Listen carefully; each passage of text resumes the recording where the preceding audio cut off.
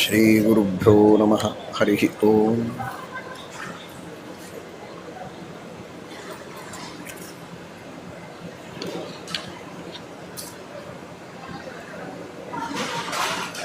ಯತ್ಪದಂ ವೇದ ಸಂವೇದ್ಯಂ ಕಟಾಕ್ಷೇಣಾಪಿ ವೀಕ್ಷಿತುಂ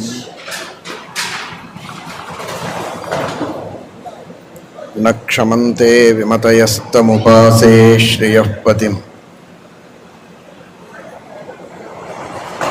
ಮಯಿ ಸ್ಥಿತೋ ಮದಂಗೇಷು ಸ್ವತಂತ್ರೋ ವ್ಯಾಪ್ತವಾನ್ ಹರಿಃ ಸ ವಿಷ್ಣುಶ್ಚ ಸ್ವತಂತ್ರಂ ಮಾಂ ಸ್ವೇಚ್ಛಯಾ ವರ್ತಯತ್ಯಜಃ. ಸ್ವಾತ್ಮನಸ್ತಸ್ಯ ಪೂಜಾಸ್ಯುಃ ಮನೋವಾಕ್ಕಾಯವೃತ್ತಯಃ. ಮಮೈತಾಃ ಇತಿ ಕರ್ತಾರಂ ಉದ್ದೇಶ್ಯಂಚ ಹರಿಂ ಸ್ಮರೇತ್. ಧರ್ಮ ವಿಜ್ಞಾನ ವೈರಾಗ್ಯ ಪರಮೈಶ್ವರ್ಯಶಾಲಿನಃ ಆನಂದತೀರ್ಥ ಭಗವತ್ಪಾದಾನ್ ವಂದೇ ನಿರಂತರಂ.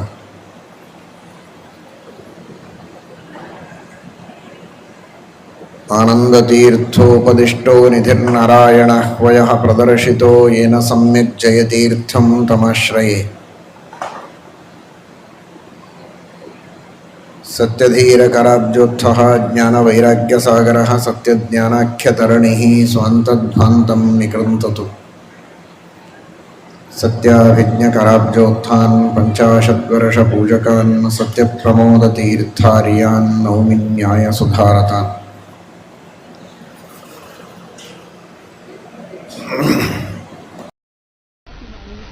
ಸ್ತ್ರೀಯರು ಯಾರಿದ್ದಾರೋ ಅಂಥವರು ಗುರುಗಳಿಂದ ಉಪದೇಶವನ್ನು ಪಡೆದುಕೊಂಡು ನಿತ್ಯದಲ್ಲಿ ಭಗವಂತನ ವಿಶೇಷವಾದ ಮಂತ್ರ ಜಪವನ್ನು ಮಾಡತಕ್ಕಂತಹ ಶ್ರೇಷ್ಠವಾದ ಅಧಿಕಾರವನ್ನು ಕೊಟ್ಟಿದ್ದಾರೆ. ವಿವಾಹದ ನಂತರ, ವಿವಾಹವೇ ಸ್ತ್ರೀಯರಿಗೆ ಉಪನಯನ ಸಂಸ್ಕಾರ ಇದ್ದಂತೆ. ಪುರುಷರಿಗೆ ಉಪನಯನ ಸಂಸ್ಕಾರವಾದ ಮೇಲೆ ಮಂತ್ರ ಜಪ ಮಾಡುವ ಅಧಿಕಾರ ಮೊದಲಿಗಿಲ್ಲ. ಹೇಗೋ ಹಾಗೆ ಸ್ತ್ರೀಯರಿಗೆ ವಿವಾಹವೇ ಉಪನಯನದ ಸಂಸ್ಕಾರದ ಈಕ್ವಲ್ ಆದ ಸಂಸ್ಕಾರ ಅಂತ ಹೇಳಿದ್ದರಿಂದ ಸ್ತ್ರೀಣಾಂ ಪ್ರಧಾನ ಕರ್ಮೈವಹಿ ಮತ್ತು ಸಂಸ್ಕಾರ, ಆ ಉಪನಯನದ ಸಂಸ್ಕಾರದಂತೆ ಇರುವ ವಿವಾಹ ಸಂಸ್ಕಾರದ ನಂತರ ಕೃಷ್ಣ ಮಂತ್ರದ ಜಪವನ್ನು ಪ್ರತಿಯೊಬ್ಬ ಸ್ತ್ರೀಯರು ಗುರುಗಳಿಂದ ಸರಿಯಾದ ಉಪದೇಶವನ್ನು ಪಡೆದುಕೊಂಡು ಮಾಡಬೇಕು. ಹಾಗೆ ಮಾಡಬಾರದು. 6 ಅಕ್ಷರದ ಕೃಷ್ಣ ಮಂತ್ರ ಇದೆ.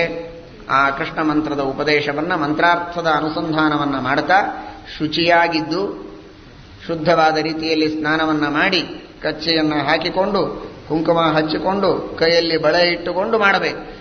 ಕಾನ್ವೆಂಟಿಗೆ ಹೋಗೋದು ಇಷ್ಟೆಲ್ಲ ಏನು ಹೇಳ್ತೀರಿ ನೀವು ಅಂತ ಅನಬಹುದು. ಕಾನ್ವೆಂಟಿನ ಯುಗದೊಳಗೆ ಇಷ್ಟೆಲ್ಲ ಹೇಳೋ ದೌರ್ಭಾಗ್ಯ ಬಂದಿದೆ. ಅದಕ್ಕೇನು ಮಾಡೋದು? ಅವೆಲ್ಲ ಇರಬೇಕು.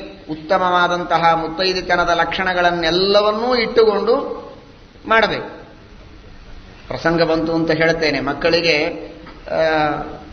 ಉತ್ತಮವಾದ ಭಾರತೀಯ ಸಂಸ್ಕೃತಿಯನ್ನು ಉಳಿಸುವುದರೊಳಗೆ ತಂದೆ ತಾಯಿಗಳು ಬಹಳ ಪ್ರಯತ್ನ ಮಾಡಬೇಕು.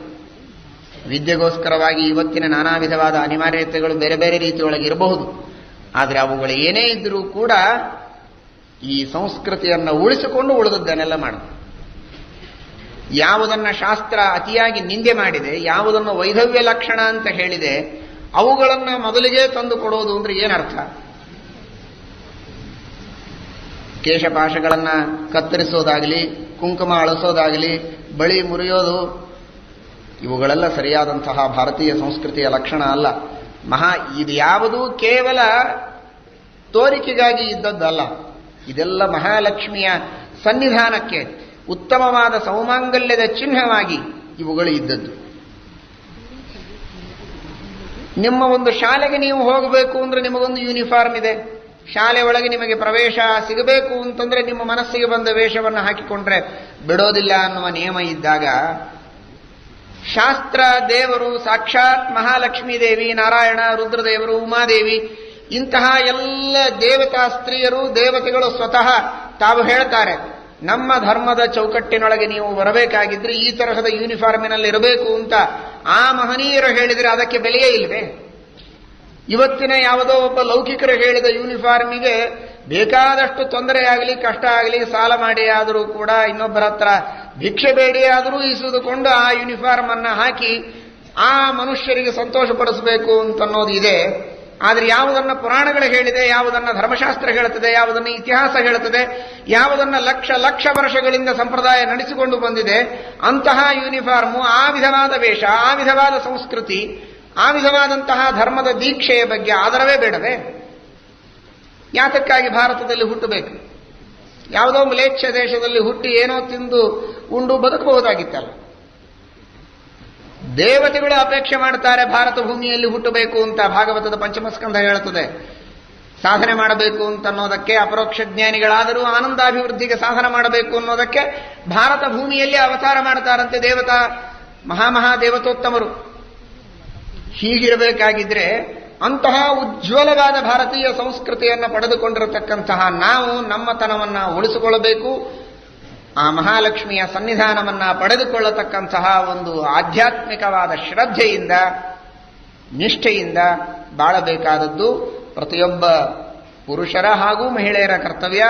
ಮಕ್ಕಳಲ್ಲಿ ಆ ಸಂಸ್ಕೃತಿಯನ್ನು ತುಂಬುವುದು ತಂದೆ ತಾಯಿಗಳ ಆದ್ಯ ಕರ್ತವ್ಯ. ಆ ರೀತಿಯಾಗಿ ಶುದ್ಧವಾದ ವೇಷದಲ್ಲಿ ಮಡಿಯಲ್ಲಿ ಸ್ನಾನ ಮಾಡಿದ ಮೇಲೆ ತಾವು ಮಾಡಿಕೊಳ್ಳಬೇಕಾದ ಮಂತ್ರವಿಧಾನಗಳನ್ನು ಪುಸ್ತಕಗಳಿಂದ, ಹಿರೇ ಮುತ್ತೈದೆಯರಿಂದ ತಿಳಿದುಕೊಂಡು ಗುರುಮಂತ್ರವನ್ನು ಜಪ ಮಾಡಬೇಕು. ಎಷ್ಟು ಹೆಚ್ಚು ಮಾಡುತ್ತಾರೋ ಅಷ್ಟು ಉತ್ತಮ. 100, 1000, 10,000, ಕನಿಷ್ಠ ಪಕ್ಷ 1000 ಆದರೂ ಪ್ರತಿನಿತ್ಯ ಮಾಡಿದರೆ ವಿಶೇಷವಾದ ಜಪದ ಸಂಖ್ಯೆ ಬೆಳೀತಾ ಹೋಗ್ತದೆ. ಜೀವನದೊಳಗೆ 6 ಲಕ್ಷ 6 ಕೋಟಿ ಎಷ್ಟು ಸಾಧ್ಯವೋ ಅಷ್ಟನ್ನ ಗುರಿಯನ್ನ ಇಟ್ಟುಕೊಂಡು ತಾವು ಜಪ ಮಾಡಿದರೆ ಅದ್ಭುತವಾದ ಮಂತ್ರಸಿದ್ಧಿ. ಕರಸ್ಥ ದೇವಸ್ಯ ಕುತೋಂತರಾಯ ಅಂತ ಹೇಳಿದ ಹಾಗೆ ಮುಖಸ್ಥ ದೇವಸ್ಯ ಕುತೋಂತರಾಯ. ಮುಖದಲ್ಲಿ ಅಖಂಡವಾಗಿ ಭಗವಂತನ ನಾಮಸ್ಮರಣೆಯನ್ನ ಮಾಡಿ ಪಾಪಗಳನ್ನು ಕಳೆದುಕೊಂಡು ಭಗವಂತನ ಪೂರ್ಣ ಅನುಗ್ರಹವನ್ನ ಪಡೆದುಕೊಂಡು, ಅದಕ್ಕಾಗಿ ದೇವರು ಒಂದು ರೂಪದಿಂದ ಇವತ್ತಿಗೂ ಭೂಲೋಕದಲ್ಲಿದ್ದಾನೆ ಅಂತ ಮಹಾಭಾರತ ತಾತ್ಪರ್ಯ ನಿರ್ಣಯದಲ್ಲಿ ಶ್ರೀಮದ್ ಆನಂದ ತೀರ್ಥ ಭಗವತ್ಪಾದಾಚಾರ್ಯರು ಹೇಳ್ತಾರೆ. ಇದಕ್ಕಾಗಿ ಪರಮಾತ್ಮ ಇದ್ದಾನಂತೆ. ಇನ್ನು ಅಂದ್ರೆ ಎಲ್ಲ ಕಡೆಗೆ ವ್ಯಾಪ್ತನಾಗಿದ್ದಾನೆ, ಆ ವಿಷಯ ಬೇರೆ. ಪ್ರತ್ಯೇಕವಾದ ಅವತಾರವನ್ನು ಹೇಗೆ ದ್ವಾಪರ ಯುಗದಲ್ಲಿ ಕೃಷ್ಣ ಮಾಡಿದ ಹಾಗೆ ಒಂದು ರೂಪದಿಂದ ವೈಕುಂಠದಲ್ಲಿ, ಒಂದು ರೂಪದಿಂದ ಬ್ರಹ್ಮಲೋಕದಲ್ಲಿ, ಒಂದು ರೂಪದಿಂದ ಆದಿತ್ಯ ಲೋಕದಲ್ಲಿ, ಮತ್ತೊಂದು ರೂಪದಿಂದ ಸ್ವರ್ಗದಲ್ಲಿ, ಇನ್ನೊಂದು ರೂಪದಿಂದ ಭೂಲೋಕದಲ್ಲಿ ಕೃಷ್ಣ ಮಂತ್ರದ ಜಪ ಮಾಡುವ ಜನರಿಗೆ ಅನುಗ್ರಹ ಮಾಡೋದಕ್ಕಾಗೇನೆ ಒಂದು ರೂಪದಿಂದ ಪರಮಾತ್ಮ ತಾನಿದ್ದಾನಂತೆ.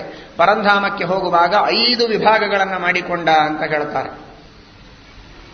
ಈ ರೀತಿ ಪರಮಾತ್ಮ ಭೂಲೋಕದಲ್ಲಿ ಕೃಷ್ಣ ಮಂತ್ರ ಜಪ ಮಾಡಿದವರಿಗೆ ಅನುಗ್ರಹ ಮಾಡೋದಕ್ಕೋಸ್ಕರ ಒಂದು ರೂಪದಿಂದ ವೈಕುಂಠದೊಳಗೆ ತಾನು ಸಂಶ್ಲೇಷ ವಿಶೇಷ ರೂಪವಾದ ಐಕ್ಯವನ್ನು ಹೊಂದಿದರೂ ಕೂಡ ಇದಕ್ಕಾಗಿ ಇಲ್ಲಿ ನಿಂತು ಅನುಗ್ರಹ ಮಾಡೋದಕ್ಕಿದ್ದಾನೆ.